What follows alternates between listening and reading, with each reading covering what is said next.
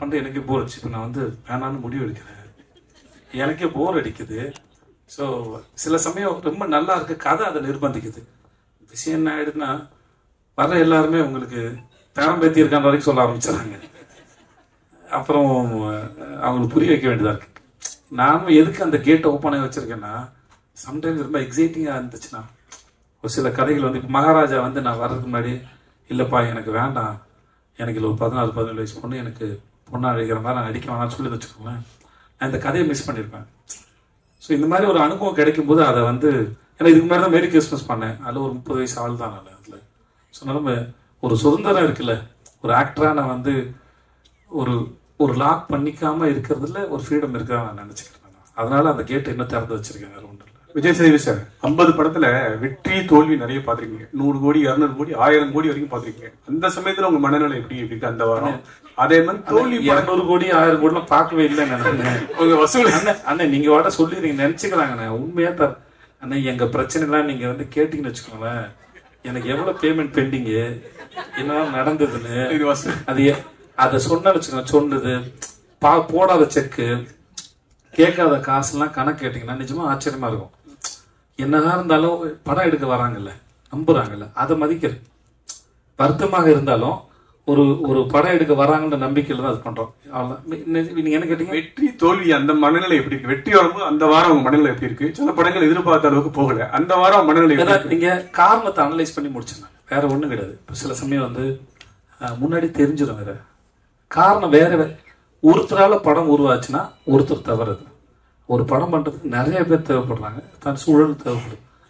Analyse பண்ணி பார்த்துட்டு அடுத்த முறை தப்பு பண்ணக்கூடாது அப்படின்னு மட்டும் நினைச்சுக்கிறோம், அவ்வளவுதான் இருக்கு ஒழிய மற்றபடி இல்லை. சரியா இருந்தாலும் ஏன் இது நடந்ததுன்னு தெரிஞ்சுக்கிறதும், சரியில இருந்த தவறு. இப்போ 96 வந்து பெரிய ஹிட் ஆச்சு. அன்னைக்கு நைட்டு வந்து பிரேம் சார் நான் ஃபோன் பண்ணேன், எல்லாரும் என்னை பாராட்டினாங்க. ஆனால் 11 மணி இருக்கு நான் பேசினேன். சார் நான் எங்கெல்லாம் கேரக்டர் விட்டு வெளியே போகணும் நீங்க நினைக்கிறீங்க சார்? அவரும் ஒரு 5 இடம் சொன்னார். அது தெரிஞ்சுக்கிறது தான். அது ஒன்று வெற்றி அடைஞ்ச உடனே அது எல்லாம் சரி அப்படின்னு நான் நம்புறது இல்லை. ஜெனரலாக அது நல்லதும் இல்லை. வெற்றியும் தோல்வியும் காரணத்தை ஆராய்ந்து பார்ப்பது சிறப்பதுன்னு நான் நினைக்கிறேன். ஸோ அவ்வளோதான், வேற ஒன்றும் இல்லை சார். புதுப்பேட்டையில் தொடங்கி மகாராஜா 50 படங்கள் முடிச்சிட்டீங்க. தயாரிப்பாளர், ஸ்கிரிப்ட் ரைட்டர், டிஸ்ட்ரிபியூட்டர் எல்லாமே பண்ணிட்டீங்க. நான் டிஸ்ட்ரிபியூஷன் பண்ணல சார்.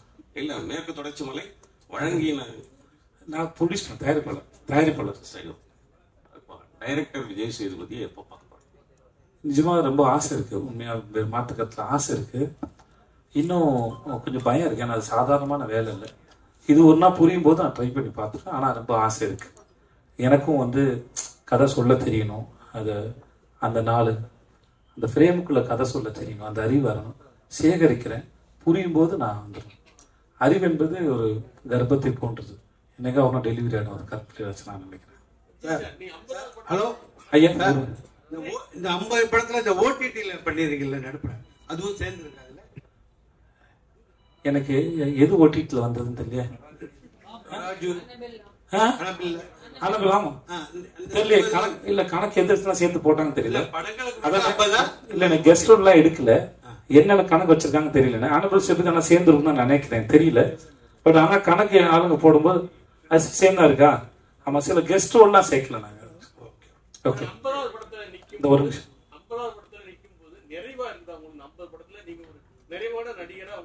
சார் நிறைவு அடையல சார். நிறைவு அடைஞ்சிட்டா அது முடிஞ்சு போச்சுன்னா சார், அது ஸ்டேட்மெண்ட்டுக்காக சொல்லல சார். இன்னமும் ஒரு முறையும் கேமராமேன் நிற்கும் போது நிறைய கேள்வி நமக்கே இருக்கு சார். அது சில சமயம் நடிச்சு முடிச்சதுக்கப்புறம் இப்போ நம்ம டிஜிட்டல் இருக்கிறதுனால சார், ஃபிலிம் இல்லை சார், அதனால வந்து சில சமயம் வேற ஆங்கிள் அப்ரோச் பண்ணலாம், கேட்கலாம் முடியுது. ஒரு பர்ஸ்பெக்டிவ்ல ஒரு சீன் அப்ரோச் பண்ணி முடிச்சுட்டு இதுக்கு வேற ஒரு ஆங்கிள் தோணுது, அதையும் ட்ரை பண்ணி பார்த்துலாமா தோணுது, போஸ்ட் வச்சுக்கலாம். மேரி கிறிஸ்மஸ் அந்த மாதிரி நிறைய அனுபவம் இருந்தது. நான் ஸ்ரீராம் சாரோட நடிக்கும்போது ஒரு 4-5 சீனுக்கு ஒரு 2-3 வேரியேஷன்ஸ் நடிச்சோம். ஸ்ரீராம் சார் எப்படின்னா, அவர் ரொம்ப ஓப்பனாக இருப்பார். அதனால விஜய் எனக்கு நீங்கள் பண்ணிடுங்க, இது நல்லா இருக்கு, அதையும் பண்ணிடுங்க, நல்லா இருக்கு, நான் எடிட்டிங் டிசைட் பண்ணிக்கிறேன்னு சொல்லுவார்.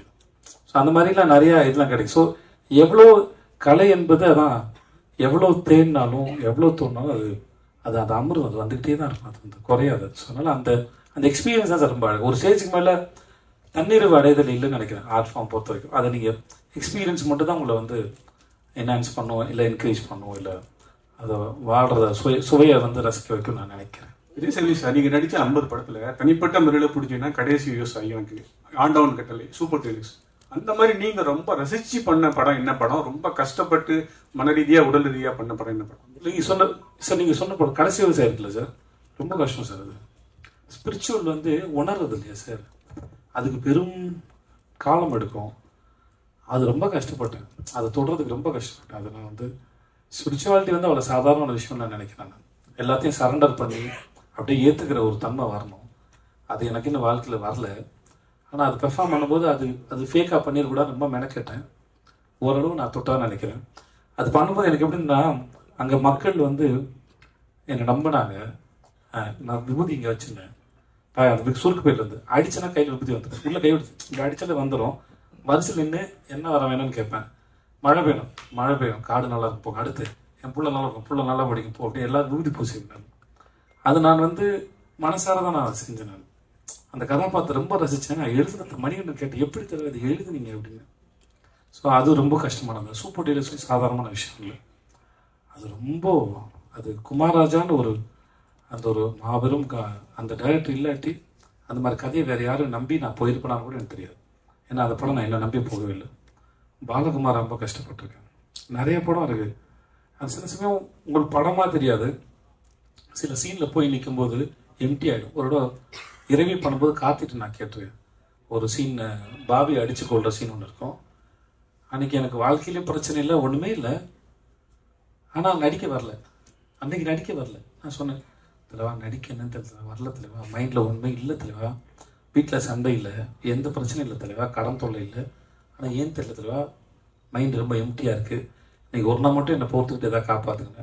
அன்றைக்கி வேறு சீன் எடுத்தார், அந்த சீன் எல்லாம் நடிக்க முடியல. ஸோ இந்த மாதிரி ஒரு படம்னு இல்லை, ஒரு கேரக்டர் இல்லை, சில சமயம் ரொம்ப சாதாரணமான விஷயம். கூத்துப்பாட்டில் முதல்ல போகும்போது நீங்கள் நடிகரான்னு உங்களை அப்சர்வ் பண்ணுறது செக் பண்ணுவாங்கன்னா எஞ்சி போய் அந்த சுவிட்சு போடுன்னு சொல்லுவாங்க. சாதாரண சுவிட்சு போட்டு போயிடும்ல, 10 பேர் முன்னாடி உட்காந்துக்கும் எஞ்சி போய் சுவிட்சு போடும்போது ரொம்ப கான்சியஸ் ஆகிடும். அதுவே நடிப்பு தான் சொல்லப்படுது. ஸோ நடிப்புங்கிறது மிக அற்புதமான காட்சியோ கஷ்டமான காட்சியோ அழுது நடிக்கிறவங்க எல்லாமே அதுக்குள்ளே பொருந்தும், அந்த நிலையில் உட்காரதான் பொருந்தும். ஸோ அப்படி எல்லாத்தையும் சாதாரணமாக எடுத்துக்க முடியல. இப்போ இந்த படத்துலேயே சில காட்சிகள்லாம் இருக்குது, நான் ரொம்ப கஷ்டப்பட்டேன். இப்போ நீங்கள் கல்லு தூக்கி போடுறது பார்த்தீங்களா, ஒரு கடைசியில் ஒரு பார்த்தீங்களா, அதில் நீங்கள் படம் பார்க்கும்போது தெரியும், அவ்வளோ எக்ஸ்பிரஷன்ஸ், அதில் அவ்வளோ கணக்கு இருக்குது. நீங்கள் கதை பார்த்துட்டு வரும்போது அந்த இடத்துல உங்களுக்கு அத்தனை சேர்ந்து வந்துடணும். நான் அதை தொட்டுடணும் உங்களுக்கு. நான் அதை கொடுக்கலன்னா அந்த இடத்துல நான் என்ன முதல்ல ஏமாத்திக்கிறேன்னு அர்த்தம். ஸோ அதனால் இப்படி எல்லாத்துக்கும் ஒரு கணக்கு இருக்குன்னு சொல்லுவாங்க, வேற ஒன்றும் இல்லை. விஜயனா இங்கே ஹாய்ண்ணா. இப்ப எல்லாமே வந்து ஃபேன்ஸ் மீட் இது பண்றாங்க. எல்லா ஹீரோஸ்மே, முன்னணி ஹீரோஸ் அத்தனை பேருமே ஃபேன்ஸ் மீட் பண்றாங்க. பிரியாணி போடுறாங்க. நீங்க எப்படி யார் நாகராஜா?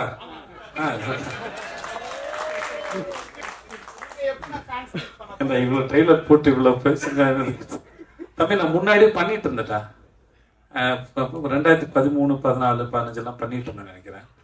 அப்போ எனக்கு வந்து ஒரு ஸ்டேஜில் பயம் வந்துருச்சு. முதல்ல வராங்க, யாருக்காவது அடி போட்டுரும் பயம் வந்துச்சு. அதனால ஒரு ஸ்டேஜ் நிப்பாட்டிட்டேன் நான். எல்லாரும் வேற ஊர்லேருந்து வராங்களா, வேனில் வராங்க, இருக்கா மற்றவங்க யாருக்கும் அக்கறை இல்லை அப்படி சொல்லி தயவுசெஞ்சு அப்படி எடுத்துக்காதீங்க. என்னுடைய சொந்த பயம் அது.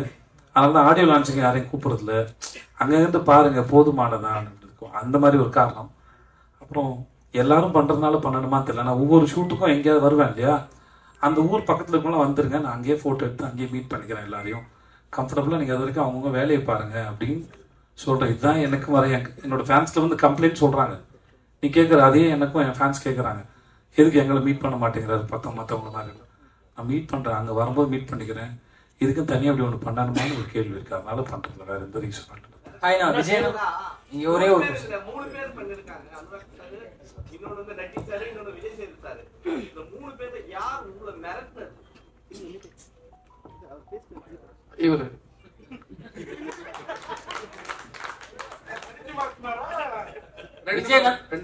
விஜய் அனுராக் சார்.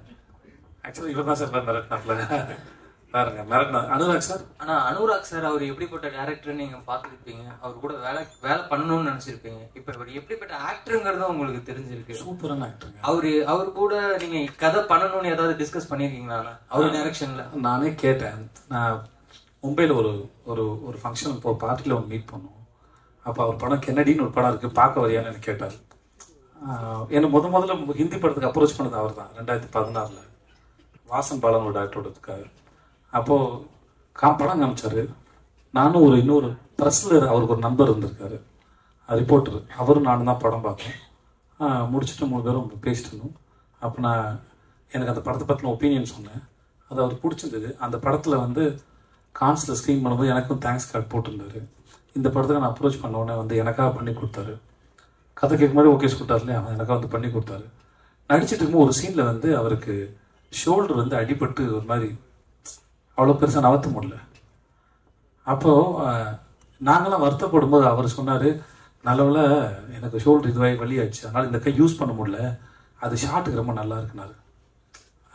அதோடைய ஒரு டைரக்டர் இருந்தபோது ஹிந்தியில் கொஞ்சம் பயந்தான், கம்யூனிகேஷன் கேப் இருந்தது. எனக்கு ஓரளவு ஹிந்தி தெரிஞ்சாலும் பேசி நான் அந்த கொஞ்சம் உதவி பண்ணியிருந்தேன். ஆனால் ஒரு டைரக்டராக இருந்தாலும் அவரும் பெரிய டைரக்டரு, அவர் எக்ஸலண்ட்டான டைரக்டர். அவருக்கு எப்படி சொல்கிறதுன்னு ஒரு நாள் ஒரு நாள் தங்கியிருப்பாடா, அவன் ஒரு நாள் தங்கியிருப்பான். பட் ஆனால் ஒர்க் பண்ணும்போது அவர் அவ்வளோ ஸ்பேஸ் கொடுத்ததுனால இவன் நினச்சதை சொல்ல முடிஞ்சது. அவருடைய டெடிக்கேஷனும் ஒர்க் பண்ணதும் கடைசி நாங்கள் நினச்சிட்டோம் நல்லதாக போச்சு. ஐ திங்க் மம்தா சொன்னாங்க, மம்தா அபிராமியும் சொன்னாங்க, இந்த படத்தில் எல்லா காஸ்டும் எல்லாருமே சரி, அனுராக் சாப்பிட்லேருந்து எல்லாருமே சரி, இந்த படத்துக்கு அமைஞ்ச ஒரு வரம் தான். சில கொடுத்துறேன்டா இல்லை நான் பேசுறேன் இல்லை. ஸோ இந்த படத்தில் நம்ம என்னதான் தேடினாலும் சில சமயம் அமையிறது இருக்குல்ல, அது அமைஞ்சது. அது முழுக்க முழுக்க இவனுக்கே போய் சேருது தான், இவனுக்கு கிடைச்ச பாக்கியமாக தான் நான் பார்க்குறேன். இந்த இயக்குனர் பேசுவார் இப்போ.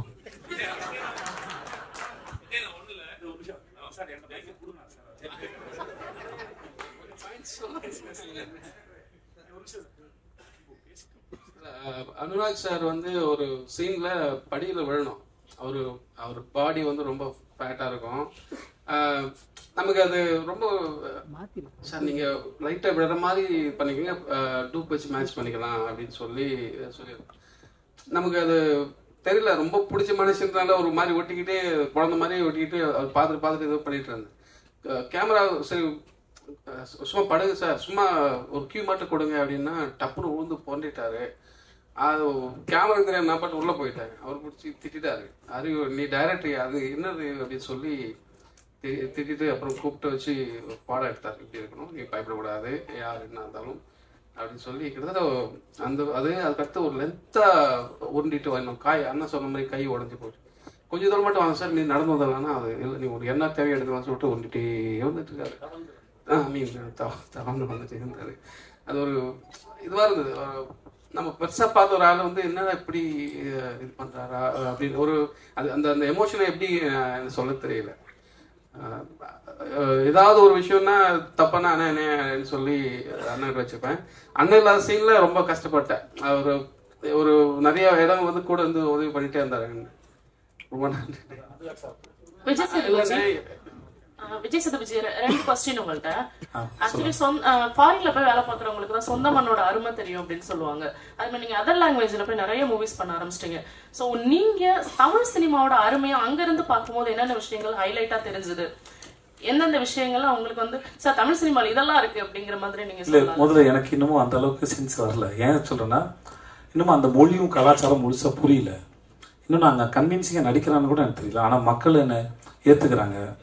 அவங்க மக்கள் செல்வன்னு சொல்லும்போது நல்லா இருக்கு கேட்கறதுக்கு. நம்ம ஆளுங்கள் புரிந்து தமிழ் பேசணும், நமக்கெல்லாம் புரியும் போது என் மொழி தெரியாதவங்க கூட என்ன அப்படி சொல்லி அட்ரஸ் பண்ணும்போது கேட்குறது நல்லா இருக்கு. பட் எனக்கு என்னன்னா இன்னும் நான் அதை பண்ணுறதே கன்வின்சிங்காக பண்ணல. அது ஒரு நாள் பண்ணதுக்கப்புறம் தெரியும். மற்றபடி இது உலகத்தில் எங்கே போனாலும் ஒன்று, நம்ம கதை சொல்லப்படுது, கதாபாத்திரம் வழியாக சொல்லப்படுது, அது அந்த இடத்துல அந்த மண்ணில் வாழ்கிற மக்களுடைய உணர்வுகளை பதிவு பண்ணுது. ஸோ டாக்குமெண்டேஷன் நான் நினைக்கிறேன். மற்றபடி எனக்கு எந்த இன்னொரு கொஸ்டின். ஆக்சுவலி 50th மூவி அப்படின்னா நீங்க கடந்து போறேன் அப்படின்னு நீங்க சொன்னீங்க. ஆனாலும் மோஸ்ட்லி ஹீரோஸ் என்ன பண்ணுவாங்க அப்படின்னா கமர்ஷியலா, கலர்ஃபுல்லா, ஒரு மாதிரி ஃபன்னா, ஈவன் போஸ்டர்ல ரிலீஸ் ஆச்சு அப்படின்னாக்க அவ்வளோ ஒரு ஸ்டைலிஷா இருக்கும். பட் ஏன் நீங்க இந்த 50வது படம் மகாராஜாவா இருக்கணும்னு நினைச்சீங்க? ஈவன் நீங்க நினைச்சிருந்தா கூட இது 51 மாத்தி இருக்கலாம். என்ன ஒரு ஆக்டரா எந்த பாயிண்ட் ஆஃப் வியூல இது 50வது படம்? நீங்க 50வது படம்னு உங்க மனசில் நிற்கணும், உங்களுக்கு பிடிக்கணும், உங்களை இம்ப்ரெஸ் பண்ண நான் நினச்சேன். ஸோ அதுக்கு இந்த கதை சரியாக இருந்தது. நான் மனசில் ஒரு விஷயத்தை வச்சுக்கிட்டு அதுக்கு தேடினா செட் ஆகுமான்னு எனக்கு தெரியல. ஏன்னா அது பெர்ஃபெக்டாக உனக்கு கிடைக்குமா தெரியாது. இது தென்கட்சி கோஸ்வாமிநாதன் கதையிலே ஒரு கதை கேட்டிருக்கோம். பெர்ஃபெக்ஷன் என்பது உங்கள்கிட்ட யார் எதிர்பார்க்கணும் அவங்க மனசில் ஒரு ஓவியம் இருக்கும், அதை போல ஓவியத்தை வரைஞ்சிட்டிங்கன்னா அது பேர் பெர்ஃபெக்ஷன் சொல்லுவாங்க அப்படின்னு ஒரு கதை சொல்லியிருப்பாங்க.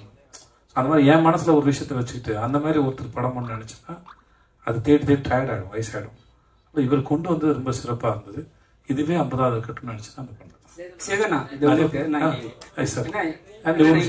ஒரே விஷயம் ஓகே, வேற கேள்வி அப்படி ஒன்றும் இல்லை தலைவா. இதுவே இன்னமும் சொல்றேன் தலைவா, எனக்கு எப்பயாரோட அந்த மக்கள் சில வந்து எடுத்துடணும் ஆசைப்படுறேன். அதுவே பட்டம் வேணும் தோன்றது. அறிவு வந்துச்சுன்னா பிரச்சனையே இல்லை, அறிவு இருக்கணும், அது பொறுப்பு இல்லை. எவ்வளோ பேருக்காக சேர்ந்து சிந்திக்கிற ஒரு வேலை இல்லையா, அவ்வளோ அசால்ட்டாக நான் எடுத்துக்க மாட்டேன். அதனால் எனக்கு அறிவு வந்துச்சுன்னா நான் ஓப்பனாக சொல்கிறது எனக்கு எந்த ஆச்சரியம் இல்லை. எனக்கு அதை பற்றின சென்ஸ் இருக்கும். ஆமாம், இவ்வளோ பேருக்கு பதிலாக நம்ம முடிவு எடுக்கிறோம், அவங்க வாழ்க்கை செஞ்சு தீர்மானிக்கிறோமோ, ஏதோ ஒரு பொறுப்பு இருக்குன்னா அதுக்கான சிந்தனையும் அறிவும் அரசியலும் தெரிஞ்சால் மட்டும்தான் நான் செய்யணும்னு நினைக்கிறேன். மற்றபடி வேறு யார் மேலே எனக்கு எந்த ஒப்பீனியன் கிடையாது.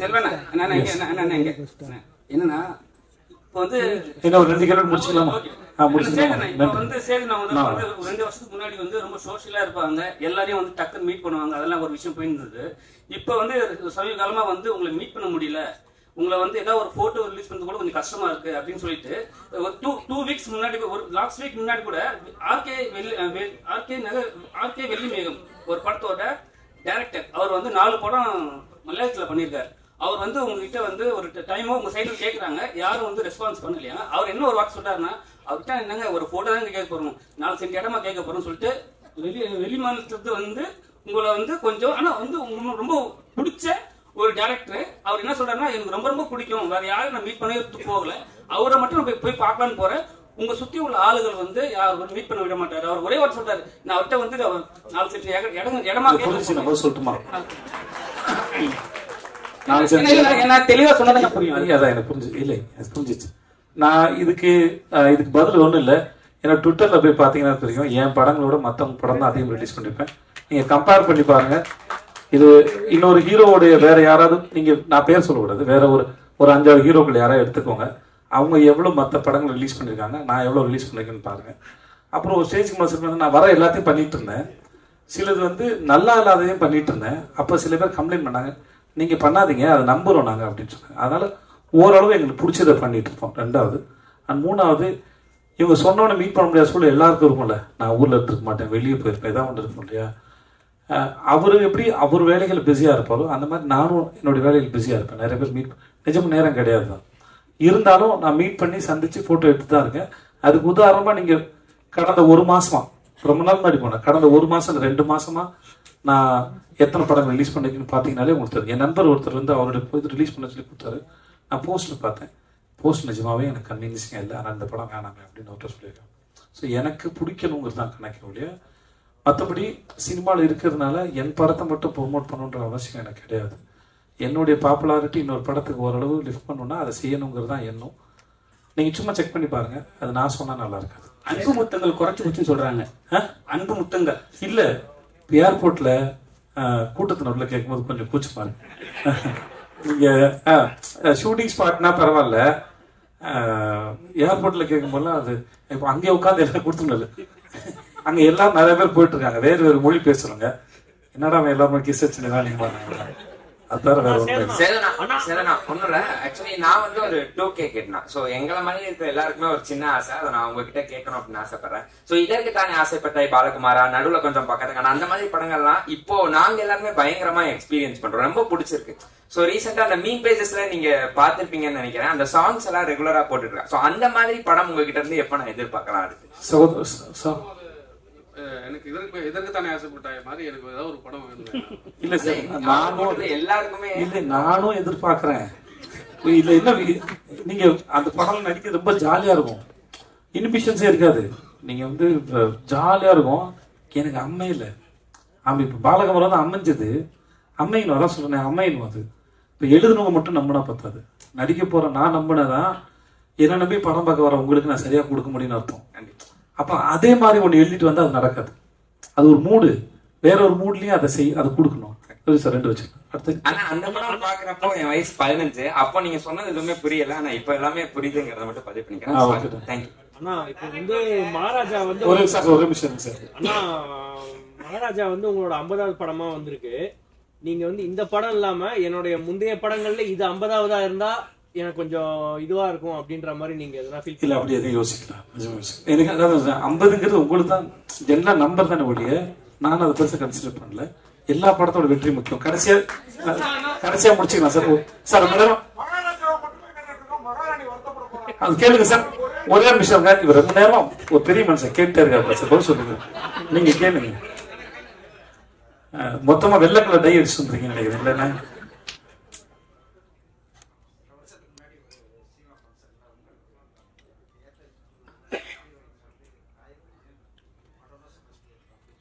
அப்படி சொல்லிக்க வாய்ப்பு இல்லை.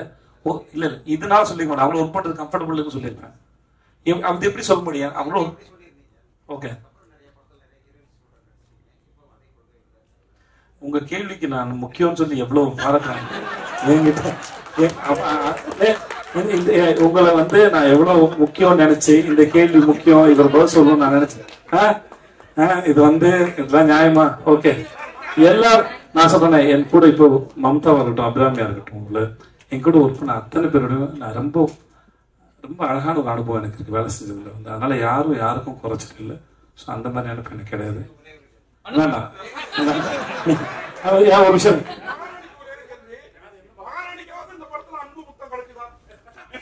அது கரெக்ட்.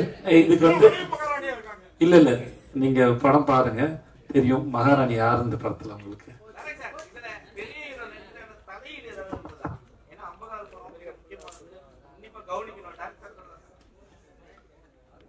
அதெல்லாம் இல்லைங்க. எனக்கு நான் எல்லாருக்கிட்டையும் சொல்றதா எனக்கு இந்த கம்ஃபர்டபுள் வேணும். நான் எல்லாத்தையும் சொல்லணும். நான் இப்போ சேதானங்கிட்டலாம் என்னோட பேச சொல்லுவேன். ஆனா இது பாருன்னு தெரியல. நான் எனக்கு இந்த கொடுத்து வாங்கல் ரொம்ப பிடிக்கும். ஒரு இந்த மாதிரி சீனை வந்து சொல்லுவேன். அவர் அதை கேட்டுப்பாரு, அவர் ஒண்ணு கொடுப்பாரு, மறுபடியும் நான் அதுல கரெக்ட் 2 பேரும் சேர்ந்து கொலாபரேட் பண்ணி பண்ணி பண்ணி ஒர்க் பண்ணுவோம். அது அப்படிதான். மற்றபடி எனக்கு எந்த எனக்கு கொடுத்து பரிசு கொடுத்ததுக்கும் அம்மா பொறுத்த என்னை பாராட்டு தெரிவிச்ச சங்கத்தை சார்ந்த அத்தனை பேருக்கும் ரொம்ப நன்றி. வந்தவங்க எல்லாருக்கும் ரொம்ப ரொம்ப நன்றி சார்.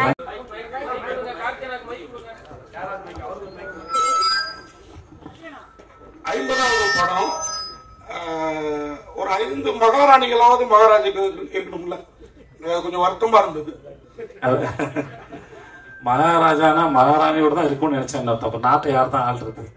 அந்த பொறுமை கதின்னு ஆயிடுதா? மகாராஜாக்கள் அப்படிதானே இருந்தாங்க. எல்லா மகாராஜா அப்படி இருந்ததுக்கு வாய்ப்பு இல்லை இல்லைங்க. ரைட்டு. இப்ப 50வது படத்துலயே அந்த காலத்து மகாராஜா, 75வது 100வது படத்துல முதல்வர், பிரதமர், கவர்னர், ஜனாதிபதி. அதாவது மகாராஜ் கீழே தான் பதவி.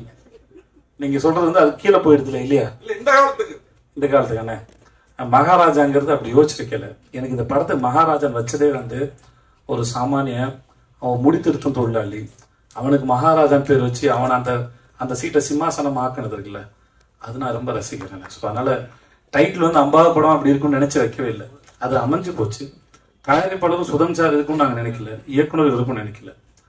அது அமைஞ்சு போச்சு. ஸோ அது வந்து ஒரு இதுவாயிடுச்சு. இந்த மகாராஜா டைட்டில் ஓகே ஸ்ட்ராங்கா இதாக வேணும்னு ஃபிக்ஸ் பண்ணது எங்கள் ப்ரொடியூசர். ரேண்டமாக எழுதும்போது மகாராஜான்னு சொல்லும்போது இது வச்சுக்கலான்னு சொன்னார். இல்லை யோசிக்கலான்னு ஒரு 3 நாள் இல்லை இதுதான் வேணும் அப்படின்னு சொல்லி ஸ்ட்ராங்காக இது பண்ணது எங்கள் ப்ரொடியூசர். சொல்லுங்க சார். பிரயத்தனம் தெரியுங்களோ? மேடையில் ஒரு மாதிரி சொன்னீங்க, போன் எடுக்க மாட்டேங்கிறாருன்ட்டு. இல்லை அவர் அதையும் மறுத்து பேசல. அவருக்கு போன் எடுக்கலங்கிறது உண்மைதான். அவர் காசு கொடுத்து படம் எடுக்க சொன்னாருங்கிறது உண்மைதான். எல்லா உண்மையும் சொல்லிட்டாரு. முக்கியமா அவருக்கு நிஜமா நித்தினுக்கு வந்து இன்னும் பேசவோ மறைச்சு பேசவோ தெரியல. நான் சொன்னேன் கொஞ்ச நாள் பழகிடும்டா, இன்டர்வியூலாம் பார்த்து கற்றுக்கூடா, மற்றவங்க எவ்வளோ பேசணும் பார்த்து கற்றுக்கோன்னு சொல்லியிருக்கேன். அப்புறம் நீங்க காது எல்லாரும் காதையும் நீங்க இருக்கிறீங்க, ஆனா உங்க காதுல கட்டு போட்டா இருக்குது இந்த ட்ரெய்லர். ஆமா சார், ஆமா சார். அதான் சார் படம் வந்து பார்த்துட்டு சொல்லுங்க சார். ஆனா என்கிட்ட சொல்லுங்க சார், மக்கள்கிட்ட சொல்லாதீங்க சார் ப்ளீஸ். ஒரு நிமிஷம் சார். சொல்லுங்க சார். நீங்க துபாயில சாதாரண ஒரு வேலைக்கு போயிருக்கீங்க சார். அதே துபாயில மிகப்பெரிய பில்டிங்ல உங்களுடைய போட்டோ இருக்கு. நீங்க அதை பார்த்து ஒரு போட்டோ போட்டீங்க. அந்த தருணம் எப்படி அந்த ஃபீலிங் நீங்க எப்படி உணர்றீங்க? நான் இது இப்போ துபாயில் எல்லா இன்டர்வியூலையும் சொன்னேன், நம்ம மக்கள்கிட்டையும் அதை பகிர்ந்துக்கல, சந்தோஷம் தான் சார். முதல்ல இதை நான் சொல்லி சொல்லி சலிச்சு போன கதையாக இருந்தாலும் கேட்கறதுக்கு ஒரு சுவாரஸ்யம் இருக்குன்னு நினைக்கிறேன் சார். இங்கே ஒரு கம்பெனியில் அக்கௌண்டண்ட்டாக வேலை பார்த்துருந்தேன் சார். அது பேர் GKS enterprises, cement company sir. மாதம் 3500 சம்பளம் சார். இன்னொரு ஃப்ரெண்டு சொல்லி ஹீரோ ஸ்டார்னு ஒரு கம்பெனி இருக்குது, அங்கே துபாயில் வேலைக்கு கேட்குறாங்க, அங்கே 12,000 ரூபா சம்பளம்னு சொன்னாங்க, 1000 திர்ஹாம் சேலரி. என்கிட்ட இப்போ பாஸ்போர்ட் இல்லை. நான் பாஸ்போர்ட் எடுக்கிறதுக்காக அப்ளை பண்ணியிருந்தேன். டைம் ஆகிடும், எனக்கு சீக்கிரம் போகணும், 10 நாளில் ஊருக்கு போகணும்னு சொல்லிட்டாங்க சார். அப்போ நானே என்னோட degree certificate, ration card, contact certificate எல்லாத்தையும் எடுத்துகிட்டு நேராக கமிஷன் ஆஃபீஸ் போயிட்டேன். அங்கே ஒரு நல்ல மனுஷன் இருந்தார். எனக்கு யாரையும் எதிர்பார்க்கல, ஏன்னா ஏரியாவில் கவுன்சிலர் பார்க்கணும்னு சொன்னாங்க, காசு கொடுக்கணும்னு சொன்னாங்க. கையில் சுத்தமாக காசு கிடையாது, எனக்கு எதுவும் தெரியாது. அப்போ நான் இருந்த ஏரியா ஓகே. அப்போது நான் நேராக எதுக்கு எனக்கு யாரும் தெரியாது போது நான் நேராக கமிஷன் ஆஃபீஸ் போயிட்டேன். அங்கே போய் இந்த டிபார்ட்மெண்ட் கேட்டு உள்ளே இருந்தது ஒரு நல்ல மனுஷன் இருந்தார். அவர்கிட்ட இதெல்லாம் காமிச்சு, சார் குடும்ப சூழல்னால வேலைக்கு போகிறேன், எனக்கு இந்த மாதிரி கேட்குறாங்க சார், சீக்கிரம் போகணும் சார்னு. அங்கே நல்ல நேரம் அவர் எடுத்தார் பாஸ்போர்ட். அந்த பாஸ்போர்ட் அப்ளிகேஷன் இவ்வளோ வந்திருந்தது சார். அதை எடுத்து என்னோட அப்ளிகேஷன் எடுத்து, தம்பி நீங்கள் நாளைக்கு காலையில் போயிடுங்க உங்கள் ஏரியா போலீஸ் ஸ்டேஷனுக்கு. ஏரியா போலீஸ் ஸ்டேஷன் போனேன். அவர் என்னை கேட்டார், உங்களுக்கு கமிஷன் ஆஃபீஸில் ஆள் தெரியுமான்னு. எனக்கு யாரும் தெரியாது, ஆனால் எனக்காக அவர் சொல்லியிருக்காரு. பாஸ்போர்ட் கிடச்சிது, வாங்கிட்டு ஊருக்கு போனேன். ஒரு கவர் கொடுத்துருந்தாங்க. அந்த கவரை பார்த்து பட்டேல்னு ஒரு தாத்தா வருவார், அவர் கூட்டிகிட்டு போகிறேன்னு சொல்லிட்டாங்க. அவருக்கு 75 வயசு, எனக்கு 20 வயசு. அப்போது அவர் என்ன 21 வயசு எனக்கு. அவர் வந்தார், விஜய் அப்படின்னாப்புல கூப்பிட்டு போனார். வெளியே வந்தால் பாலைவனத்தில் மழை பெய்யுது. நம்ம துபாயில் பெரிய அளவாக போகிறோம்டா அப்படின்னு நினச்சி கனவுகளோடு நான் போகிறேன். அங்கேருந்து ஒரு 15-20 நிமிஷம் என்னோட ரூமு. அது மாதிரி ஒரு 6க்கு 3 பெட் ஒன்று கொடுத்தாங்க. அப்புறம் முடித்தோடனே என்னை நேராக கோயிலுக்கு கூப்பிட்டு போனாங்க. சரி, கோயிலுக்கும் போயிட்டோம், கன்ஃபார்ம் ஆகிடுச்சு நான் பெரிய ஆள் ஆகுறதுன்னு சொல்லிட்டு சாமியை பார்த்து அப்புறமா என்னோடய ஆஃபீஸ் போனேன், முதலாளியை பார்த்தேன். ஸோ இப்படி அப்புறம் ஆனால் நான் நினச்ச அளவுக்கு வாழ்க்கை மாறல. அது ஓரளவுக்கு குடும்ப வறுமைக்கு சூழலுக்கு அது வசதியாக இருந்தது. நான் சம்பாரிச்சு போனேன். மாதம் 10,000 ரூபா அனுப்பிச்சிட்டு இருந்தேன் நான். ஆனால் அங்கே சுற்றினேன் இல்லை. இப்போ நான் போகும்போது 3 வருஷமும் படித்து முடித்தோடனே குடும்பம் என் மேலே கொண்டு வரணும்னு நினைக்கிறேன். அந்த கனவுளோட இளமையாக இருந்த காலத்தில் கனவு டெண்டராக இருக்கும். 20 வயசு எல்லாருக்கும் எதையா சாதிக்க மாட்டேன்னு ஒரு கனவு டெண்டராக இருக்கும். அதுதான் ரொம்ப ஆழமாக இருக்கும், ஏக்கம் அதிகமாக இருக்கும். அந்த சமயத்தில் நான் சுற்றின தெருக்கள் துபாயோட தெருக்கள். அங்கே தான் சுற்றிருக்கேன், அங்கே தான் ஏங்கியிருக்கேன். எதையாவது பண்ண மாட்டோமான்னு ஏங்கியிருக்கேன். ஒரு ஆப்கானிஸ்தான் போகிறதுக்கு ஒரு செக்கோஸ்லோவாக்கியா கம்பெனியோட போய் இன்டர்வியூ அட்டன் பண்ணி ஃபர்ஸ்ட் ஒன் செலக்ட் ஆகிட்டேன். அன்றைக்கி எனக்கு சம்பளம் தரதா சொன்னது 75,000 ரூபாய். கிடச்சுன்னா அங்கே தான் போயிருப்பேன் நான். என்னோட அதிகம் படித்தவங்களுக்கு அடுத்த ரவுண்டில் நான் ஃபெயிலியர் ஆகிட்டேன், எனக்கு அது கிடைக்கல. ஸோ இப்போ அதுக்கப்புறம் திரும்பி பல வருஷம் கழித்து அந்த இடத்துல இப்படி பார்க்கும்போது நான் அதை எதையுமே பார்க்கல. நான் அங்கே ஏக்கத்தோடு சுற்றினேன். அங்கே ஒரு வெண்டிங் மிஷின் இருக்கும், அந்த காசு போட்டால் இந்த அம்சத்தை அந்த கூல்ட்ரிங்க்ஸ் வரலாம். அது வெண்டிங் மிஷின் ஒரு தினம் வச்சு இந்த செலவு பண்ணலாமான்னு வேணாமான்னு யோசிச்சுட்டு இருக்கேன். ஏன்னா அங்கே இருந்து என்ன மாதிரி பல பேரோட நிலைமை அதுதான். ஏன்னா காசு இஷ்டத்துக்கு செலவு பண்ணிங்கன்னா வீட்டுக்கு பணம் அனுப்ப முடியாது, கொண்டாட்டெல்லாம் முடியாது. அங்கே வியாழக்கிழமை ஆனால் எல்லோரும் ஒன்று கூடுவோம், ஒன்றா சமைச்சு பிரியாணி சமைச்சு சாப்பிட்டுட்டு அப்புறம் துணியெல்லாம் துவைச்சி காய போட்டுட்டு சாயந்தரம் ஆனால் அங்கே கிரிக் இருக்கும், அந்த ஊரை பரதுபாய் தேரதமாக இருக்கும். அங்கே போய் சும்மா இருந்துட்டு திரும்பி முடி இவ்வளோ தான் இருக்கும். ரூமை சுத்தம் பண்ணுறதும் பாத்ரூம் கழுவுறதும் சமைக்கிறதும் இவ்வளோ தான் வாழ்க்கை. அது இதை தாண்டி கனவு காண கூட நேரம் இருக்காது. ஸோ அந்த ஞாபகங்கள் தான் வந்துட்டு இருந்தது ஒழிய எனக்கு இது தெரியவே இல்லை. இந்த இடத்துல இருக்கணும் பாரு. அப்போது அன்னைக்கு நான் ஏக்கத்தோடு சுற்றின அந்த நாள் எனக்கு சொல்லியிருக்கு, உனக்கு ஒரு நாள் பரிசு இருக்குடா இந்த இடத்துலன்னு. ஸோ ஒவ்வொரு நாள் பின்னாடி வேற ஒரு நாளோட சேர்ந்து ஒரு முடிச்சிருக்கு. ஒவ்வொரு விதைக்கு பின்னாடி ஒரு பெரிய மரம் இருக்குது, அதில் நிறைய பறவைகளுக்கு கூடு இருக்குங்கிறது தெரியாதுல்ல, அது அந்த விதைக்கு தெரியாது இல்லையா? அதை போல தான் ஒவ்வொரு நாளையும் நான் பார்க்குறேன் நான் நினைக்கிறேன். சரிண்ணே, ஆக்சுவலாக நடுவில் நீங்கள் ஹீரோவாக இருக்கும்போது மாசா எல்லாத்தையும் பண்ணிகிட்டே இருந்தீங்க. அதுக்கப்புறம் திடீர்னு கேரக்டர் வைஸ் இறங்க ஆரம்பிச்சிட்டீங்க. எங்கே இறங்கினேன்னு சொல்லும்போது மாஸ்டர்ல இருந்து எல்லாமே அது இறங்கினது இல்லை. அது பேர் முதல்ல இறங்கினது இல்லை, கேரக்டர் வைஸ் போக ஆரம்பிச்சிட்டீங்க. ஹீரோவா கண்டிப்பாக கிடையாது. அந்த அப்ரோச் இல்லைன்னு சொல்லுவாங்க. நீங்கள் வில்லன் இல்லாமல் ஹீரோ இல்லை, தீமை இல்லாமல் நன்மையின் அருமை தெரியாது, வெயில் இல்லாமல் நிழல் தெரியாது. அவ்வளோதான் கணக்கே ஒழிய அது ஈக்குவல், அது பேலன்ஸ். என் கணக்கு அதுதான். அவங்க நான் வில்லனா பண்ணும்போது உங்களை எவ்வளோ என்டர்டைன் பண்ணுறேங்கிறது ரொம்ப கவனமாக இருந்தேன். நான் வில்லனான் பண்ணி உங்களை போர் அடிச்சு ரொம்ப அவர்ஷன் கிரியேட் பண்ணிட்டேன்னா நான் ஹீரோ நடிக்கிற படங்கள் அது பாதிக்கும். ஆனால் நான் வில்லன் நடிக்கும்போது எவ்வளோ தூரம் என்டர்டெயின் பண்ணலாங்கிறது தான் கணக்கு. என்னவாக இருந்தாலும் சரி, அது போற போக்கில் பண்ணலன்னு சொல்லுவாங்க, வேற ஒன்றும் இல்லை. இல்ல 50-50 வந்து எல்லாருக்குமே மிக முக்கியமா தருணமா இருக்கும். ஏன்னா 50வது படம் திரும்பி பார்த்தா அது பேசணும் அப்படின்னு இருக்கும். ஏன்னா இங்க 40-40 அடிச்ச மாதிரி உங்களுக்கு 50-50 அடிக்கணும் அப்படின்ற ஒரு எக்ஸைட்மெண்ட் இருக்கும். அப்படி இருக்கும் பொழுது இந்த கதையில இந்த 50வது படத்துக்கு இதை சூஸ் பண்ண நல்லா இருக்கும் அப்படின்னு எதை வச்சு நீங்க இதை தோணுச்சு? முதல்ல சரி எதுன்னு இங்க யாருக்குமே தெரியாது. அப்படி தெரிஞ்சா எல்லாரும் சரியானதை கொடுத்துருவாங்க. அந்த கணக்கு எங்களுக்கு தெரியாது. ரெண்டாவது, இந்த கதை கேட்கும்போது ஒரு டைரக்டரோட பேஷன், கதை யாரு வேணா சொல்லலாம், கதை யாரு வேணா, அது எடுக்கிறவர்கிட்ட தான் இருக்கு. ஒரு கதையை எப்படி மக்கள்கிட்ட கொண்டு போய் சேர்க்க போறோம், மக்களின் ரசனை என்ன, டைரக்டரோட சாய்ஸ்ல தான் எல்லாமே இயங்குது. ஸோ எனக்கு இந்த டைரக்டர் ரொம்ப பிடிச்சிருந்தது.